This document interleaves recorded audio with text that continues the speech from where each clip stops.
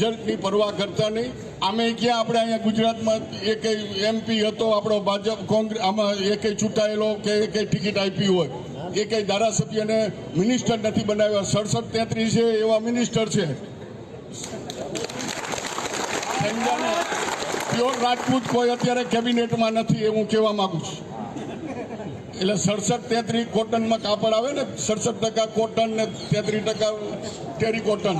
એટલે આ 67-33 છે અત્યારે કોઈ નથી. એટલે આપણે કંઈ ગુમાવવાનું નથી. આપણે એક જ વસ્તુ છે, ફાઇટ ટુ ફિનિશ.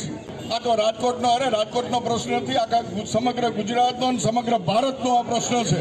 જે રીતે ભગવાન કૃષ્ણએ દુર્યોધન પાસે 5 ગામ માગ્યા ન આપ્યા, એ રીતે આપણે પણ આ એક રૂપાલાને દૂર કરવાની વાત કરીએ છીએ. ન માને તો યુદ્ધ એ જ કલ્યાણ, એ તૈયારી સાથે આપણે આગળ વધશું.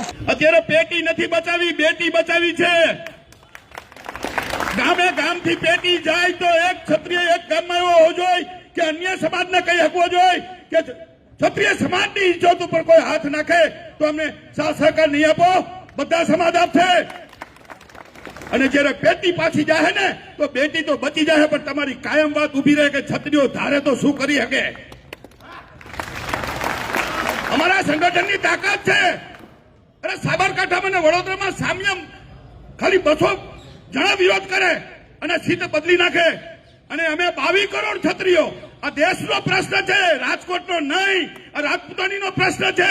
અમારી દીકરીઓના બહેનોને રાજપૂતાણીઓ માટે અરે બોલવા વાળાએ પરસોત્તમભાઈએ જોવું જોઈએ કે મારી 16,000 13,000 7,000 રાજપૂતાણીએ જોહર કર્યું છે.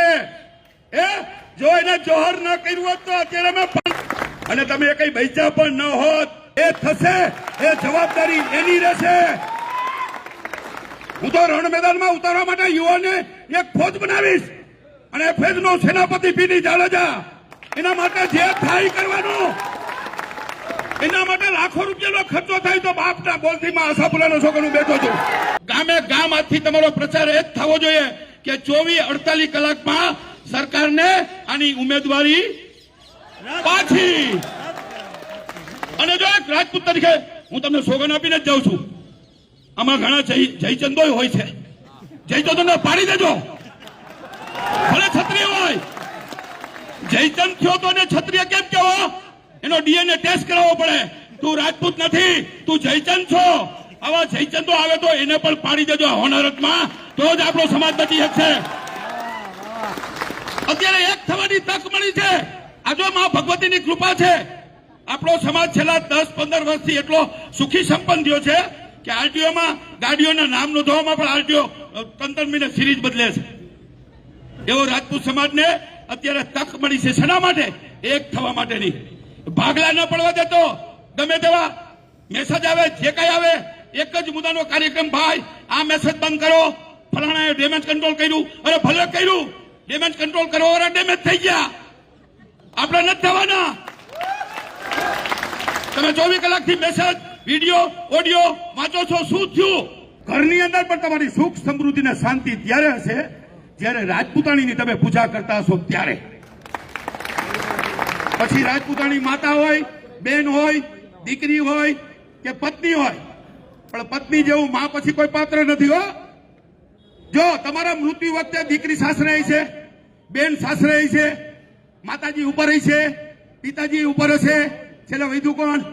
તમારા પગ પાસે વિષ્ણુ ભગવાનની જેમ લક્ષ્મી બેઠી હતી એમ એ બેઠી હશે અને એ તમને બચાવશે. કે તમારી મરણ પથારી હોય તો મારી સેવા ચાકરી અને મારો ધર્મ કેને શ્રેણી વિચારણનો હોય તો એ પણ એના પતિને પાછો લઈ આવે કે એવી આ રાજપૂતાણીઓ છે. રાજપૂતાણીને ઓછી ન રાખતા. બીજું હું કોઈ ભાષણ નથી કરતો. મારું ભાષણ હોતું જ નથી, મારી હૈયાવરણ હોય છે. મારા સમાજનું દુઃખ અને દર્દ અને પીડા હું જો ન કહી શકું તો હું નિડર ન બની શકું તો રાજપૂત તરીકે મને જીવવાનો અધિકાર નથી. એક રાજપૂત તરીકે તમને ટેલ નાખવા આવ્યો છું, કઈક કહેવા આવ્યો છું. આજે આ સમજી લેજો. આજે જો નહીં સમજાય તો કોઈ દી નહીં સમજાય.